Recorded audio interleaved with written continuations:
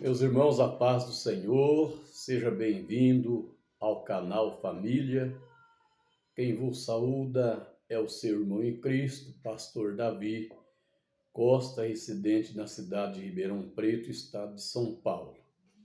Glória a Deus. Queridos, nós estamos iniciando o ano 2025 e estamos também iniciando o primeiro trimestre da Betel Dominical de 2025. E aqui fala sobre o movimento pentecostal, a chama do Espírito que continua a incendiar o mundo.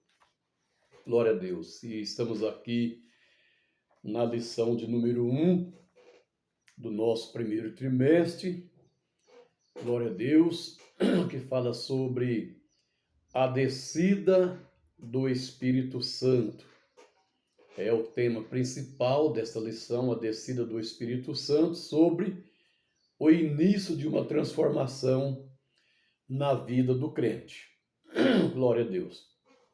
E antes de entrar na lição, eu quero fazer aqui um pedido para você que ainda não é inscrito neste canal. Se inscreva no canal Família para nos ajudar a transmitir a mensagem da palavra de Deus. Amém? Glória a Deus. Nós temos aqui na nossa lição número 1 do primeiro trimestre de 2025, um texto áureo que diz: texto áureo, e todos foram cheios do Espírito Santo e começaram a falar em outras línguas, conforme o Espírito Santo lhe concedia que falasse. Se encontra em Atos dos Apóstolos, capítulo 2, versículo 4. E a verdade prática, que na nossa versão é verdade aplicada, diz assim: até que o Senhor venha, a igreja precisa de revestimento de poder para cumprir a missão que que ele lhe entregou. Glória a Deus. Temos aqui 3 objetivos da nossa lição, e o primeiro é reconhecer o cumprimento da promessa em Atos, o segundo é ressaltar o poder do Espírito Santo, e o terceiro, destacar a autoridade do Espírito Santo. Temos também um texto em referência, que em outras versões é leitura bíblica em classe, que se encontra em Atos capítulo 2, versículo 1 até o versículo de número 4. Porém, eu quero deixar somente uma pré-aula aqui no tópico 1 da nossa lição, tá? No tópico 1 da lição, nós temos aqui o início dessa lição, a introdução, e no tópico 1 nós temos a promessa se cumpre. No ponto 1 do tópico 1 fala a promessa no Antigo Testamento, e no ponto 2 do tópico 1 fala sobre a vinda do Consolador, e no ponto 3 do tópico 1 fala o Espírito Santo no Pentecoste. Glória a Deus. Muito bem. Queridos, eu peço a você para assistir esta pré-aula até o final, né? Deixe o seu like abençoado para nos ajudar. Muito bem. A introdução, ela diz o seguinte: a promessa de derramamento do Espírito Santo se cumpre, dando início à ação da igreja como corpo de Cristo.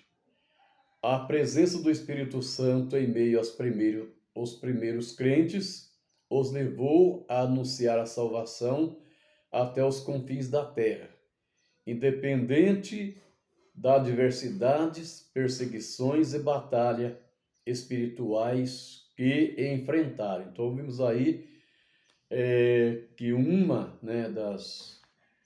dos propósitos de haver o derramamento do Espírito era simplesmente para despertar o início da igreja primitiva, era despertar a igreja para anunciar a salvação por intermédio do nosso Senhor e Salvador Jesus Cristo. Se alguém interpretar que o movimento do Espírito Santo era para outra coisa, está interpretando mal, porque o movimento do Espírito veio com esse objetivo, com esse propósito de despertar a igreja para que a igreja pudesse aí anunciar a salvação até aos confins da terra, e que independente da diversidade que a igreja iria passar, né, das perseguições que ia sofrer e das batalhas espirituais que a igreja ia enfrentar, o Espírito Santo veio para despertar a igreja.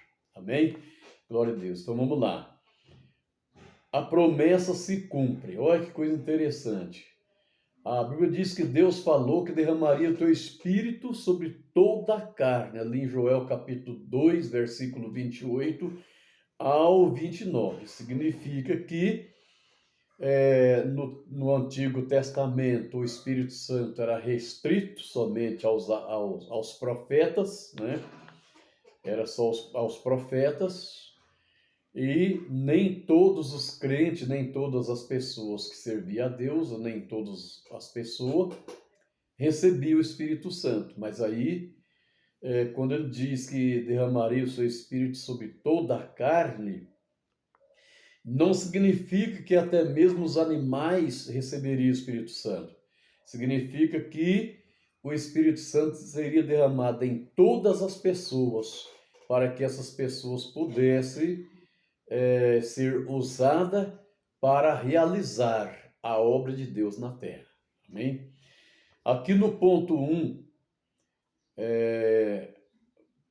no ponto 1 do tópico 1, fala sobre a promessa no Antigo Testamento. Existe uma má interpretação que muitos acham que o movimento do Espírito Santo começou lá em Atos dos Apóstolos, no dia do Pentecostes, né? E nós provamos na Bíblia que o Espírito Santo, ele, desde o princípio da criação, que o Espírito Santo já agia, né? Que diz, Gênesis capítulo 1, versículo 2, diz que a terra era sem forma e vazia, e havia trevas sobre a face do abismo, e o Espírito de Deus se movia sobre a face das águas. Então, nós observamos que no Velho Testamento, o Espírito Santo ele já agia, né?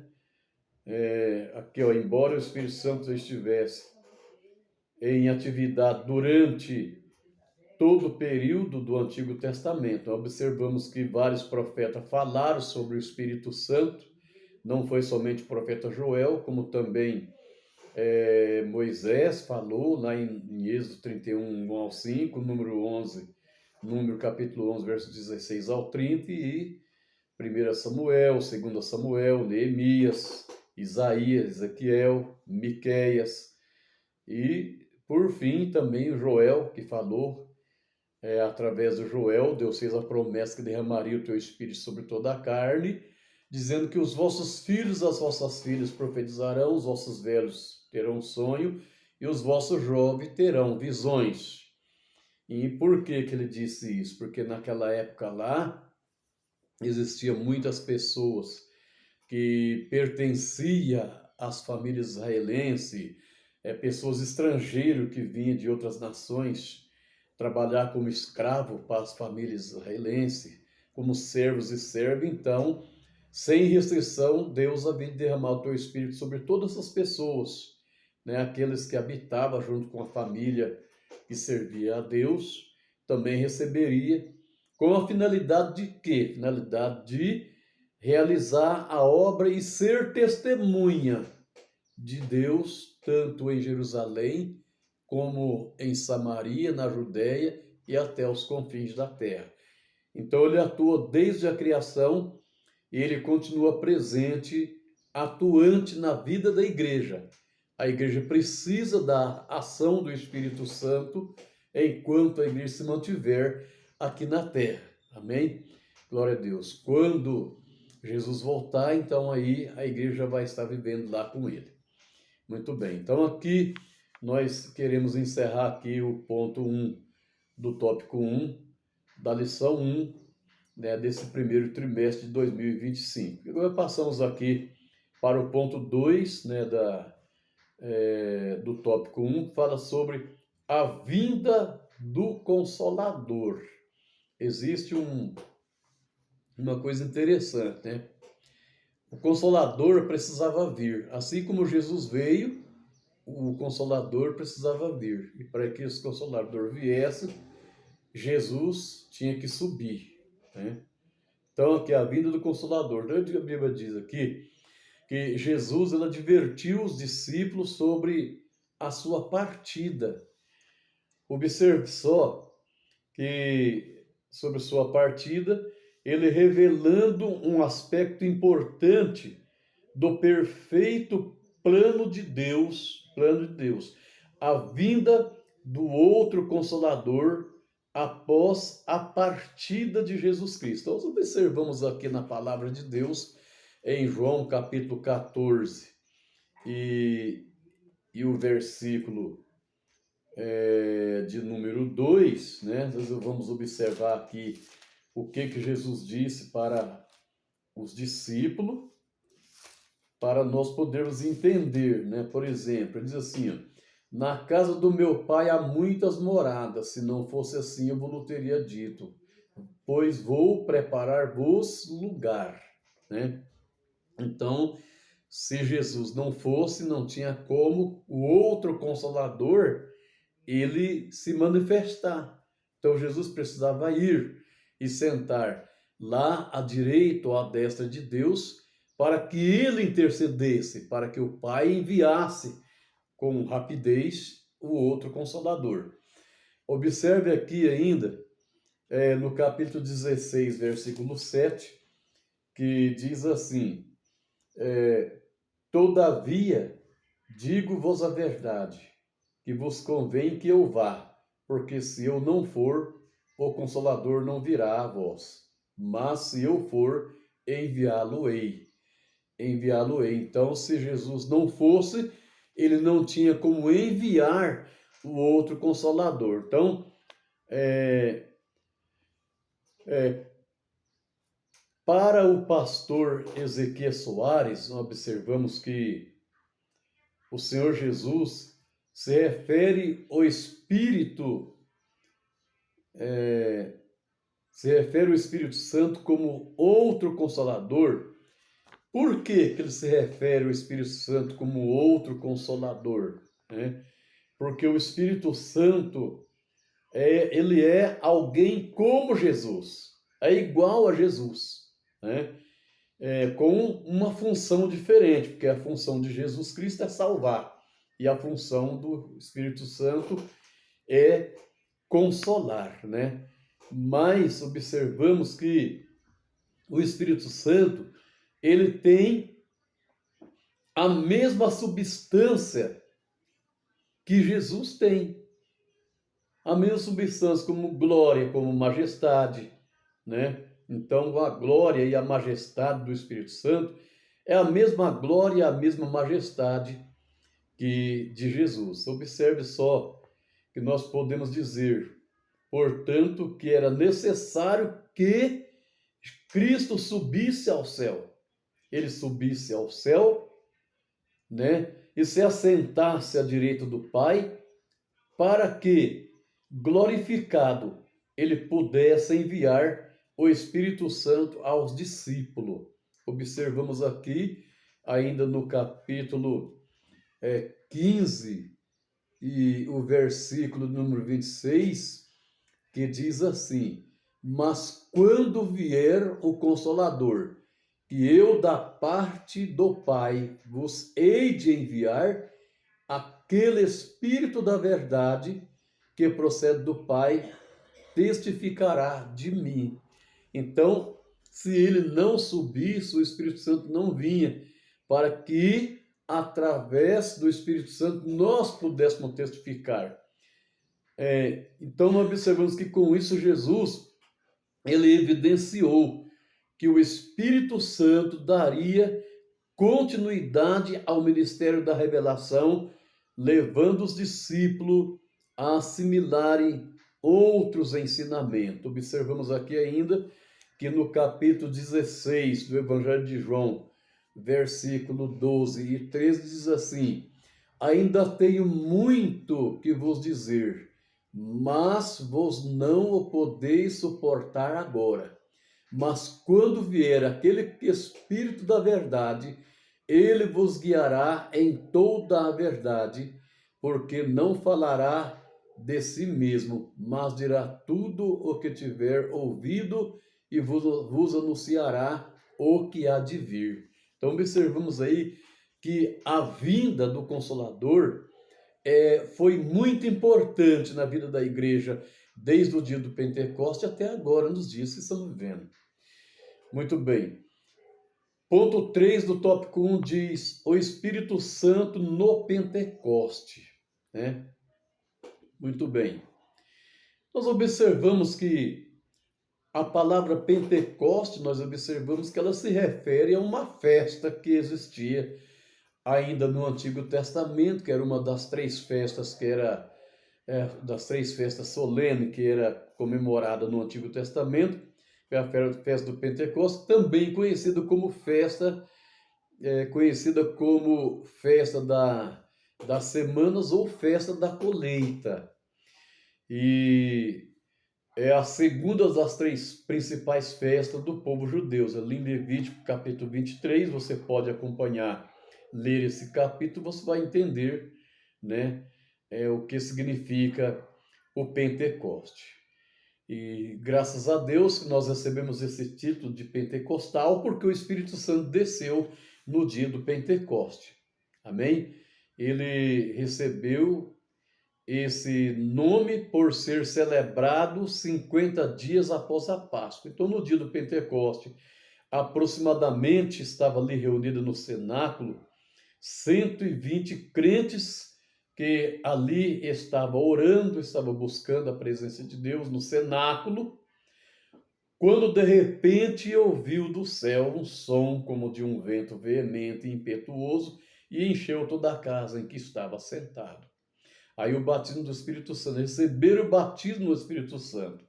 E todos que estavam ali reunidos foram cheios do Espírito e revestidos de poder, como havia prometido Jesus. Ali em Lucas capítulo 24, e o versículo de número 49 diz, eu quero ler esse versículo que me chama muita atenção, Lucas capítulo 24, e o versículo de número 49 diz assim: eis que sobre vós envio a promessa de meu Pai, ficai, porém, na cidade de Jerusalém, até que do alto sejais revestido do poder. Então, é Jesus confirmando ali a palavra, né? Aí observamos ainda que em Atos dos Apóstolos, capítulo 1, versículo 5, Atos dos Apóstolos, capítulo 1 e versículo de número 5, diz assim: porque na verdade João batizou com água, mas vós sereis batizados com o Espírito Santo, não muito depois desse dia.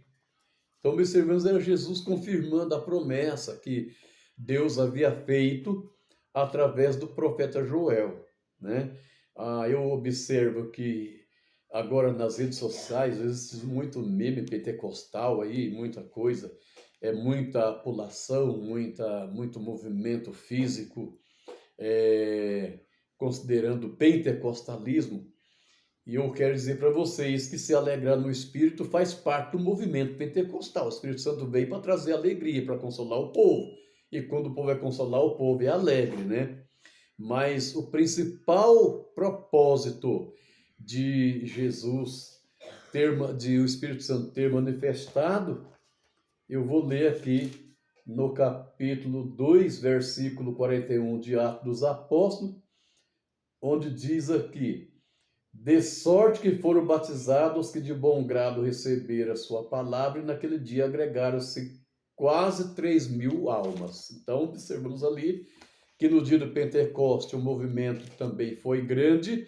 Eu não sei se os discípulos pularam, sapatearam, caíram por terra, fizeram alguma manifestação física para demonstrar que estava cheio do Espírito Santo, mas uma coisa eu digo, que eles foram cheios do Espírito Santo, falaram em outras línguas, quer dizer, falaram em outros dialetos, né? Em língua de outras nações que a qual eles não conheciam e também sem ter estudado, tá? Falaram em outras línguas, né? E Pedro, cheio do Espírito Santo, fez o primeiro discurso explicando ao público que estava na porta do cenáculo que aquele movimento não era simplesmente um movimento de embriaguez com vinho, conforme alguém julgou, mas era um movimento pentecostal, um movimento do Espírito sobre o povo, e naquele dia agregaram-se quase 3.000 almas. Tá?